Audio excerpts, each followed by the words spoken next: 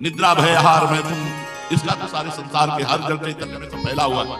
एक सुख है भगवदानंद, वो केवल मनुष्य शरीर में ही प्राप्त हो सकता है, अन्य किसी योनि में नहीं। देखो अब तक जो भूल हो गई भगवान क्षमा कर देंगे। एक एकांतिक प्रश्न करता, धर्म को पूछ, मैं धर्म करता हूं फिर भी मुझे भगवान ऐसा, जब कोई धर्म और भगवान की तरफ कड़वे शब्द बोलने की चेष्टा करता है तो हमारा हृदय दाह से युक्त हो जाता है, ताप युक्त हो जाता है। क्योंकि करुणा में भगवान की करुणा को न समझ करके तुम ऐसा, उनका पूर्व जन्म की छोड़ो, वृंदावन में बैठे हुए इसी जन्म का रजिस्टर निकालो अपने पापों का, और तुम न्यायाधीश बनो और तुम देखो कि तुमने क्या क्या किया है, क्या उसका दंड विधान होता है, और वो कर्म तुमने किए फिर भी तुम सुख चैन से हो, इसमें भगवान की कृपा है या भगवान का न्याय गलत है। उनका अगर अपने जीवन को देखोगे तो इतना केवल कह सकते हैं, अपने जीवन को देखने के बाद इतना कह सकते हैं कि प्रभु क्षमा करो, बस आपकी कृपा की ही बात है, मैं किसी योग्य नहीं। ईमानदारी से सब लोग देखो उनकी कृपा और अपनी उद्दंडता, अब भी देखो उनकी कृपा और अपनी उद्दंडता जब हम देखते हैं तो इतना ही केवल हम कर सकते हैं। न्याय करने पर इतना आएगा, क्षमा प्रभु क्षमा, त्राहिमाम प्रभु त्राहिमाम, मैं आपके योग्य नहीं हूं प्रभु, मैं आपका अपराधी हूं, पर फिर भी आपकी इतनी कृपा हम पर है। अब तक जो भूल हो गई तो हो गई, उसके लिए अब रोने का समय नहीं है, नाम जपो।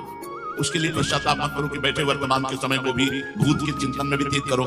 भूत में जो हो गया सो हो गया, छोड़ो, अब वर्तमान को संभालो। जीवन के जितने दिन बाकी हैं उन्हीं को दृढ़ संकल्प करो कि एक सेकेंड भी अब मैं भगवान से विमुख नहीं जीऊंगा। राधा राधा राधा राधा, हर सेकेंड हर मिनट अब मैं प्रभु से जुड़कर ही जीऊंगा। अब विषय भोगों से, संसार से, किसी अन्य क्रियाओं से भगवत विमुख होकर नहीं देंगे।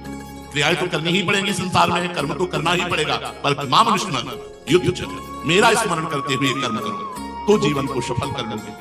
ऐसा अवसर बार बार नहीं मिलने का, इस परम लाभ को प्राप्त करने में आलस्य मत करो। सोचो, यावत् स्वस्थमिदं कलेवरम यावत् च दूरे जरा, जब तक बुढ़ापा दूर है, शरीर स्वस्थ है, तब तक तुम कुछ भी कर सकते हो।